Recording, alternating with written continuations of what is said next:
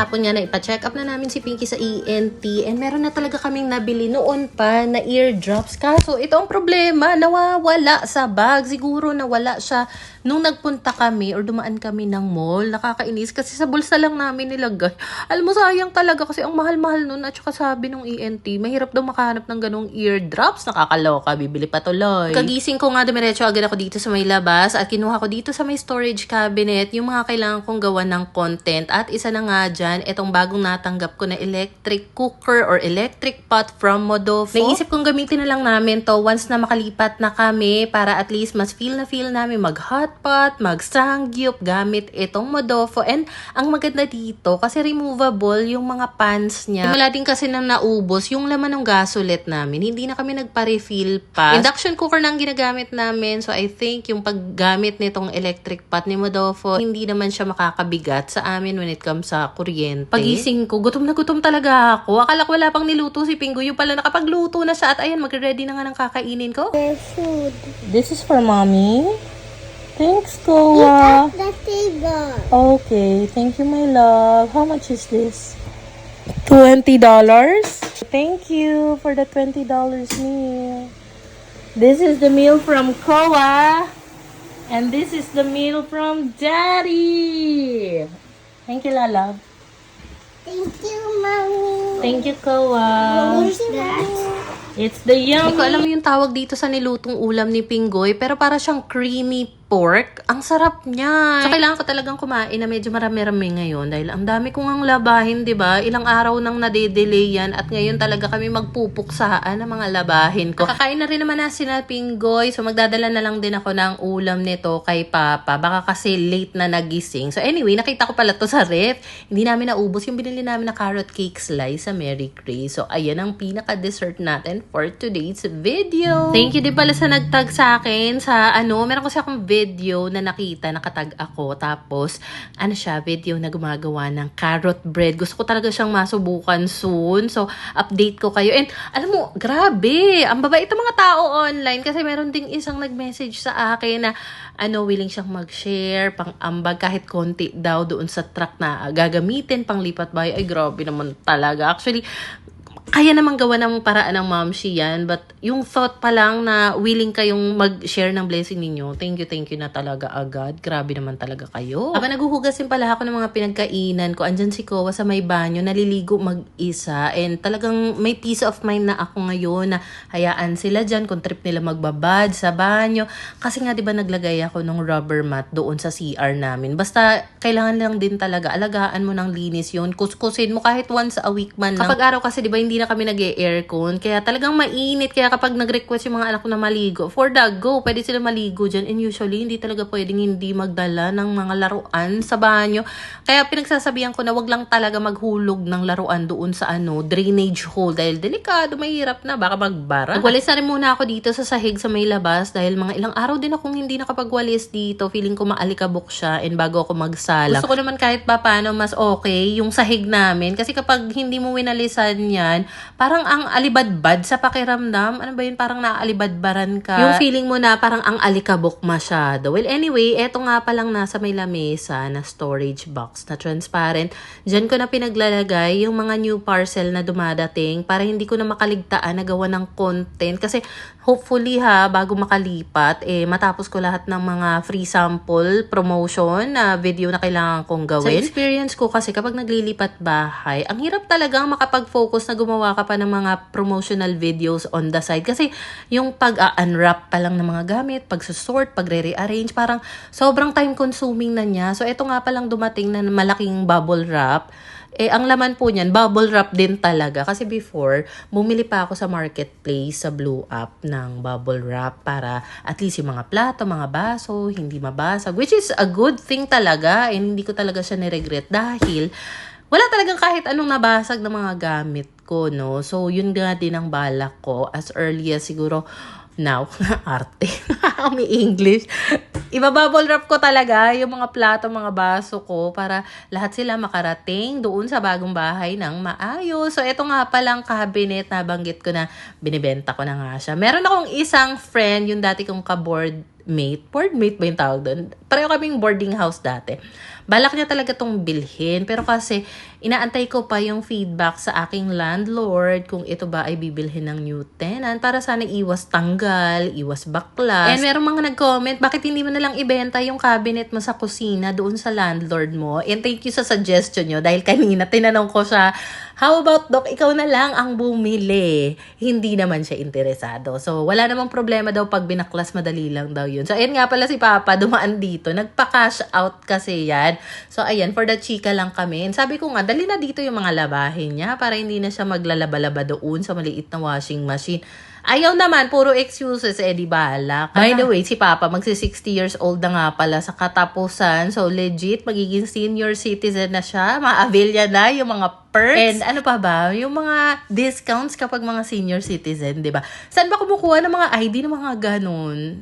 Let me know naman. Maghahapon na rin ito. And yung mag-aama ko nga pala, lumabas, umalis. Pumunta sila sa may labasan yata para bumili ng merienda. So, habang wala sila, eto makakapag-focus ako sa pagsasampay. Actually, nakakapag-focus naman ako sa paglalaba. It's just that maya-maya kasi mami ng mami, utos ng utos. Kaya minsan talaga kapag hindi ko na kinakaya, tinatawag ko na si Pinggoy, siya na muna bahala sa mga bata. Alam mo, sa totoo lang, very challenging din talaga magpalaki ng mga maliliit na bata na halos same age kasi ibang level ang kakulitan. Lalo na kapag hindi sila nagkakasundo, yung tipong away ng away. Kaya sobra ding nakakabilib yung ibang mga parents na grabe ang haba ng pasensya. Kaya sobrang nakakabilib din talaga yung mga single parents na kinakaya lahat. Yung tipong mag-work, mag-aasikaso ng mga anak, gagawa pa ng mga house chores. Iba kayo. Talagang kudos sa inyo mga mima. Pero alam mo, despite na ang daming challenges nga when it comes sa pagiging nanay o pagiging parent, iba rin talaga yung ginagawa or binabalik nila sa magulang nila. Lalo na kapag nag-I love you ng kusa, yung nararamdaman mo na nagkikare sila sa inyo. So parang roller coaster of emotions palagi. Everyday yan. Pero at the end of the day, masarap. Masarap magkaroon ng anak. But of course, meron niyang responsibility. Hindi ako nag-i-encourage na mag-anak kayo na magkaanak. Dahil ako nga, 2 pa lang, nagpalay-gate na yan siya. Well, anyway, medyo marami pa nga akong labahin dito dahil yung nakapatong sa ibabaw ng laundry basket. Mga nakatupi lang yan, pero labahin po yung mga yan. May mga times din talaga na hindi ko matapos-tapos lahat ng labahin sa isang araw gawa ng limited yung mga sampayan o di naman limited yung hangin. Pero okay lang din naman yan for as long as kahit papano nababawasan yung mga alam nating gawaing bahay. For the go, nagiging productive ka everyday, hindi nakatambay ka lang scroll ng phone, watch ng mga kung ano-anong videos. As long as nagiging productive ka, nagagampanan mo naman yung mga kailangan mong gampanan, carry na yun. Pero may mga times din talaga na dapat nagpapahinga ka lang. Kaya nga, gustong-gusto ko talaga yung me time. Actually, this last month yata, wala akong me time or this month. Kailan kaya ulit pwede? Makakapag me time ka pa ba? Ang dami-dami mo na nga kailangang asikasuhin. Well, anyway, eto nga, nandito nga ako ngayon sa banyo dahil initially nag-poop si Kowa. So, kailangan ko siyang hugasan. Naisip ko, this week hindi ko pa nakukuskus yung yung rubber mat sa CR. So, ganito nga pala yung ginagawa ko. Kinukuskus ko na muna yung sahig. Ang ginagamit ko lang usually na sabon is sabon na panlinis is sabon at saka na may color safe na bleach, halo lang yan sa tubig, sa balde, tapos kukuskusin ko lang. So ito nga palang ginagamit ko na floor brush, medyo matagal na sa akin yan, from Luca Yupin, and in fairness matibay siya. Gabi kasi nakuskus ko na itong sink area sa CR, kaya hindi ko na siya isasama sa mga lilinisin ko today, at saka most of the time kasi yung lagayan ng mga laruan ng mga anak ko na dinadala sa banyo, doon lang din nakalagay dyan sa sink ng banyo namin. And sa mga nagtatanong kung saan daw ba kami lilipat, sa Batangas na po. Alam mo ba, honestly nung napuntahan, nakita ko sa picture pa lang, nakita ko yung picture ng bahay, yung video ng bahay, especially nung napuntahan namin. Pilano ko na yung arrangement ng mga bagay-bagay. Tapos hindi ko na magawang maghanap pa ng mga ibang apartment or tumingin-tingin man lang kahit na even though, ano ba yung paulit-ulit? Diba usually, kapag lilipat ka, parang ang sarap din sa feeling tumingin-tingin ng iba't ibang bahay, iba't ibang apartment. Pero nawala nga sa akin yun. Gawa nung napuntahan ko nga yung bahay sa Batangas. Parang, for the go na to. Alam mo, napakaganda, napakalaki na yun. Tapos kapag hindi mo pag ginrab yung opportunity na yun, ewan ko na lang. Kasi parang gusto ko naman kahit papaano, maparanas ko rin sa mga anak ko na tumira sa malaking bahay. Dahil, di ba, ever since lumipat nga kami or nagbukod kami, lagi kami sa mga 30 square meters na apartment nakatira, mga 1 bedroom. So, feeling ko parang hanggang dito na lang ba tayo? Pero, you know what? Maraming plot twist ang buhay. So, kami po ay nagre-renta lang po. At sa mga nag-encourage na, mag-rent-to-own ka na lang. Actually, marami naman akong mga tinatanong. Lalo na yung mga, di ba pag nag-i-scroll ka, ang daming lumalabas ng mga ganyan-ganyang video, rent-to-own, ganyan. Puro kaya ako inquire details, please. Ganun-ganun kaya laging kong pinagre-reply sa kanila. Pero kasi, yung mga requirements doon bilang hindi naman ako employed, kumbaga, freelance or self-employed, ang hirap kayang maano nung mga requirements niya or siguro dahil hindi ko pa talaga naaasikaso or napagtutuunan. So, for the meantime, rent lang muna kami. So, ganito nga pala yung ginagawa ko kapag nagmamadali o kaya naman wala ako masyadong energy na maglinis. Wala pang energy sa lagay na yan. Kasi sa totoo lang, ang pinakamahirap talaga na gawain kapag naglilinis ng CR, magkuskus ng pader. Di ba nakakangala yan? Ibang level yung pangangalay ng magkukuskus ka ng pader kumpara sa kapag ang ikukuskus mo ay ang kukuskusin mo ay yung floor dahil gumamit ka lang ng floor brush, carry na. Pero kapag sa wall, ay mas ma-effort talaga siya sa totoo lang. Pawis na rin talaga ako niyan. Kaya naman, hindi pwedeng hindi ka talaga maliligo agad kapag naglinis ka ng CR. So feeling ko patapos na nga yung mga isinalang ko doon. So kailangan ko na magmadali. Kinuskus ko lang itong rubber mat na nandito naman sa shower area. Baliktaran ko siyang kinukuskus. And even itong floor dito sa may shower area. And ayan, malinis na ulit. Bala ko talaga sana patuyuin pa itong mga rubber mat sa labas. Kaso, baka bigla naman pumasok sa CR yung mga anak ko, magwiwi, magpoop, tas walang rubber mat. Naninervyos kasi ako, baka madulas nga ulit sila. So, ayan, ang napapala ng Momshi, pawis na pawis. Then, eto nga palang metal na cabinet dito sa banyo namin. Even yung salamin, bala ko na rin siyang ibenta. Kasi yung lilipatan nga namin may existing salamin na doon. And I don't think i-allow yung pagdidrill kasi parang buong CR, naka-tiles siya. So, I guess ile-let go ko na rin siya. Meron ng possible buyer niyan, yung aking dating ka-boarding housemate. Ano ba yun? Ka-housemate, ayun.